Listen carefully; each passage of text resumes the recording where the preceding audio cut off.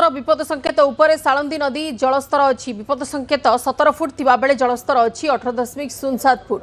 तिहिड़ी block बिलणा panchayat लंजातारा गाँव में स्थिति संगीन हो जाइछि।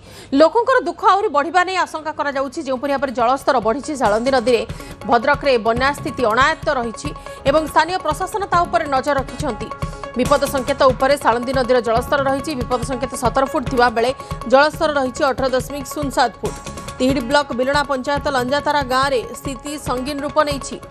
लोक घर बर्तमान जल घेर अच्छी से उच्च स्थान को किपरि स्थानांतर कर रिलीफ पहुंचा जापर से नहीं कि निजे विधायक मंत्री घटना उपरे नजर रखा जाइथिबा कथा सूचना देइथिले। वर्तमान जेमिति भाबरे सालंदी नदीर जलस्तर विपद संकेत टपी सारिछि एवं लोकंक पई दुख आहुरी बढ़ी पारे एने की चिंता लोकंक भितरे। तिहिड़ी ब्लॉक बिलणा पंचायत लंजातारा गाँव में स्थिति संगीन रूप नहीं। एक्सक्लूसिव फुटेज देखुछंती। विपद संकेत 17 फुट थिबा बेले जलस्तर रहिछि 18.07 फुट एवं लोकंकर चाष जमी घर बाड़ी एवं विभिन्न स्थान को जोगाजोग विच्छिन्न हो जाइछि। जेउपरि भाबरे बन्या पानी एटी विभिन्न अंचल को जलमग्न करी रखिछि। भद्रकर स्थिति अनायत्त रहिछि। सालंदी नदीर जलस्तर पुणी थे बढ़ी। विपद संकेत उपरे प्रवाहित होउछि सालंदी नदीर जलस्तर एवं बिलणा पंचायत लंजातारा गाँव में स्थिति संगीन होइछि। सहयोगी तपन अच्छे आवश्यक सविशेष सूचना पाई। तपन क्योंठि अच्छंती आपण एवं सेठारे केमती कोन बन्या स्थिति अछि? बंदिता देखो बर्तमान आमे अच्छु सालंदी नदी कूल जे बिलणा पंचायत तिहिड़ी ब्लॉक रो बिलणा पंचायत रो लंजातारा ग्राम रे आमे अच्छु।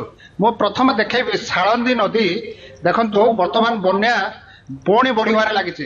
कारण जो सालंदी नदी राजघाट ठारे 17 फुट तार विपद संकेत थिबा बेले वर्तमान पुणी आज सकाळू पुणी बढ़िबा आरंभ करछि। वर्तमान 18.07 मीटर रे प्रवाहित होचे माने विपद संकेत ऊपर प्रवाहित होचे।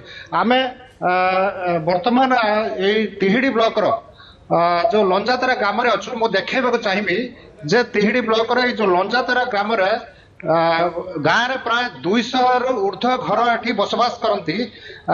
200 रु प्राय 150 रु ऊर्ध्व घर ये बन्या जल रे बुड़ीकी रही।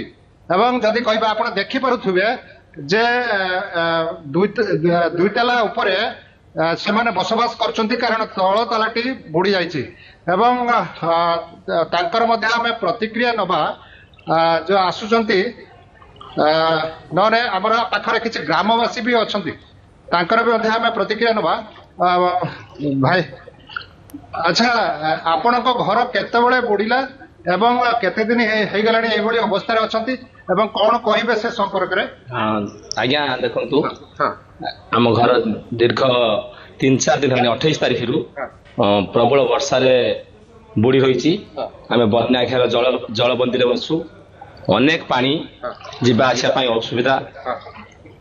छुआ पिला देह संपूर्ण खराब औषध पत्र ना आम संपूर्ण जलबंदी में बहुत असुविधा भोग करुँ। तेणु आमको बहुत कष्ट लगुच रही। तेणु अनुरोध करुँ सरकार को से विहित कार्यानुष्ठान ग्रहण कले आम निश्चित भाव में खुशी अनुभव करूँ। जो कथा कहते केते दिन हो गला 28 तारीख है। 28 तारीख रु जलबंदी अच्छा आम ग्रामवासी अच्छा ग्रामवासी प्रतिक्रिया नवा। अच्छा कौन कहे 28 तारीख दिन ठारू आम स्कूल गाई राति पलि आसिले गोरु गाई समस्ते पलि आसछंती। आमे भी पलि आसिक माने स्कूल रे स्कूल घरे भी बुड़ी माने से स्कूल घरे पानी भितर रहीचु। आमर अंगनवाड़ी बुड़ी जाइए। ग्रामवासी माने ऊर्ध्व 150 ऊपर को घर बुड़ी 200 पाखापाखि घर बुड़ी। जलस्तर सब रही आम आमको कहीं रोषेईवास कर देना।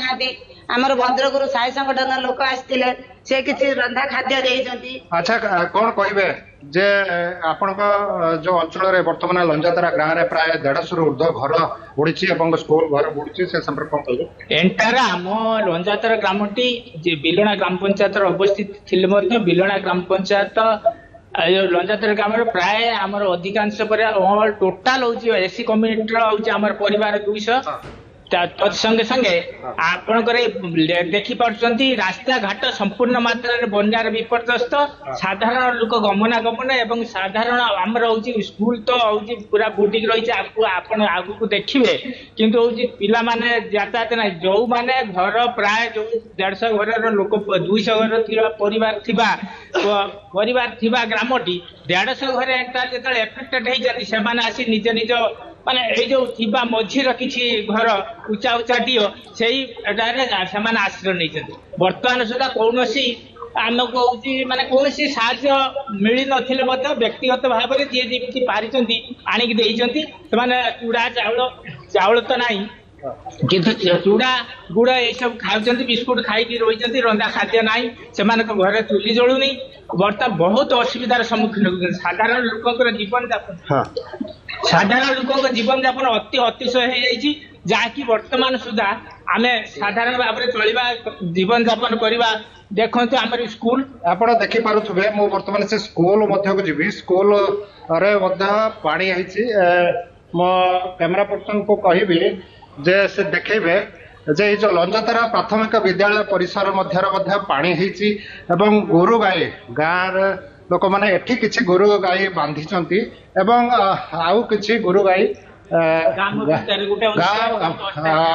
मध्य गोटे अस्थायी कैंप करिकी ता मध्य रखा जाइछे। आपण देखि पारुथबे जो लंजातारा सरकारी प्राथमिक विद्यालय जो वर्तमान पानी घेरा मध्य अच्छी एवं बिल्कुल लोक माने असुविधार अछंती एवं ता सहित से जोठी आश्रय नेउछंती से स्थान को भी पानी छुईलाणी तामाने पानी जदि आहु बढ़िला ताहाले ए स्थान रे मध्य पानी पसि जाई पारे किंबा ए जो जलबंदी स्थिति आमे देखुछु ता परवर्ती समय स्कूल घर भितर भी पानी अधिक हो जाई पारे लोक माने ताहाले रहिबे केउठी सेमानक पई जिला प्रशासन उच्च स्थान रे अन्य किछि कैंप रो व्यवस्था करिछि कि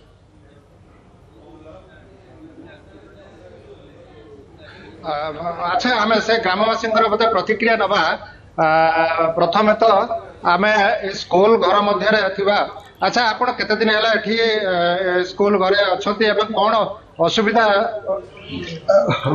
अच्छी 3 दिन गोरु गाई बंधा प्रशासन पक्षर किसी खाଇବା पिवा व्यवस्था करा जायछि कोन व्यवस्था करा जायछि